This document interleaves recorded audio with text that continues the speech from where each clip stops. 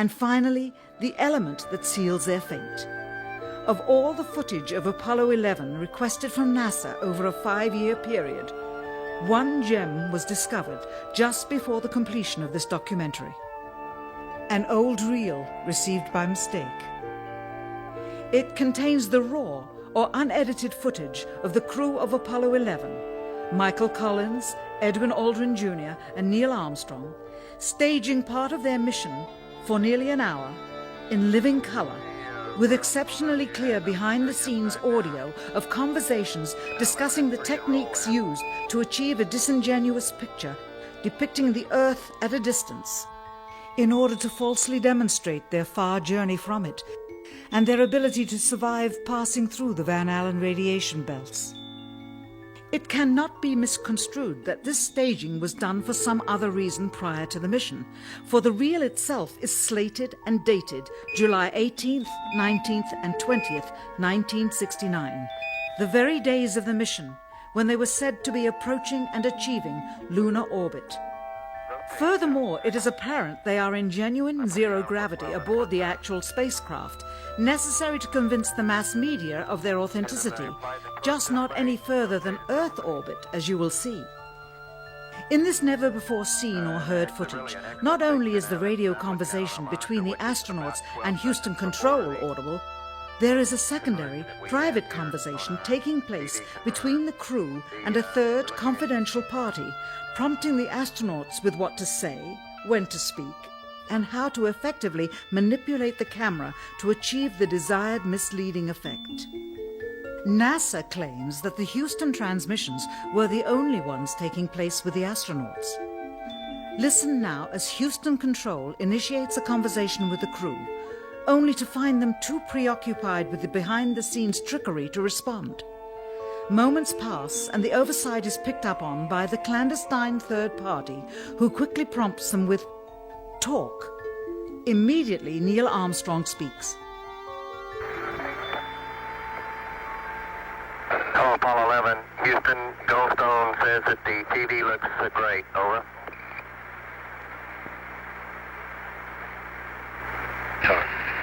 Okay, Roger. We're coming in on Earth.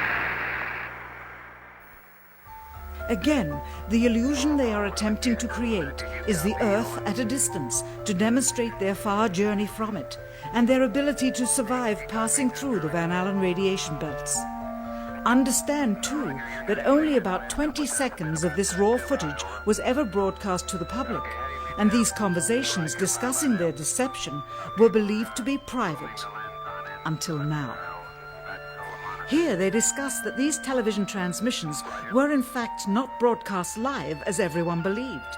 They were first screened and edited for playback later. Roger, Neil. We just wanted a narrative such that we can, when we get to playback, we can sort of correlate what we were seeing. Thank you very much. Here they discuss the fact that they have turned out the lights and have blocked out sunlight from entering the spacecraft through the other windows, as to not cause any reflected light to fall onto the spacecraft's wall in the foreground. Okay, very good. Well, we shut out the sun coming in some of the other windows into the spacecraft, so it's looking through the number one window, and there isn't any reflected light. The reason this was done is so that the truth of the matter would not be revealed. It is this. Though the federal government would have you believe that this is a view of Earth from a distance out of the spacecraft's window as it nears the moon, it is not. What they have ingeniously done is placed the camera at the back of the spacecraft and centered the lens on a circular window in the foreground, outside of which it is completely filled with the Earth in low orbit. The circumference of the window then appears to be the diameter of the Earth at a distance, with the darkened walls of the spacecraft appearing to be the blackness of space around it. That is why they wanted the interior dark and blocked out the sun from entering through the other windows. Here you can see the extruded window, probably 2 inches thick at the bottom. This is because the Earth's shine is coming in at a downward angle. It also causes the Earth to appear to be an irregularly shaped circle, for you are seeing the outside of the window at the bottom and the inside of the window at the top, which together form 2 different sized halves of a circle. Subsequently, this take was never used. As they perfected the shot, a crescent-shaped piece of black material was inset slightly into the window to create the illusion of the Earth's terminator line dividing night and day. It is uncannily convincing. During this segment, intended to be edited and played back later for the worldwide television audience, dated July 18, 1969, Neil Armstrong condemns himself as he states that he is 130,000 miles out, or halfway to the moon, as the NASA flight log also states on this date, when he is in reality in low Earth orbit of a few hundred miles. Roger, Houston, Apollo 11. Calling in from about 130,000 miles out. Here, during another segment, also intended to air after review, Neil Armstrong falsely explains to the viewers how the shot is attained by putting the camera's lens to the window's glass, as it would have to be if they were the claimed distance away from the Earth. We only have one window that has a view of the Earth, and it's filled up with a TV camera. If the window was completely filled up with a TV camera, as he stated, then an astronaut's arm would not be able to get between the camera and the window, as it obviously does here in this outtake. South America becomes invisible just off beyond the Terminator or inside the shadow. You can also notice how the astronaut operating the camera reacted to the mistake by attempting to pan away from it. Blue cast, see white bands of major cloud formations across the Earth.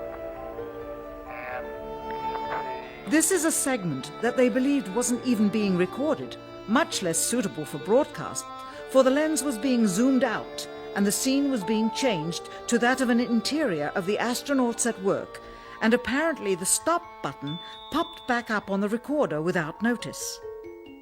Here is the diffused work light that they used to see camera controls, but not throw light onto the spacecraft's wall. Here they remove part of the crescent insert.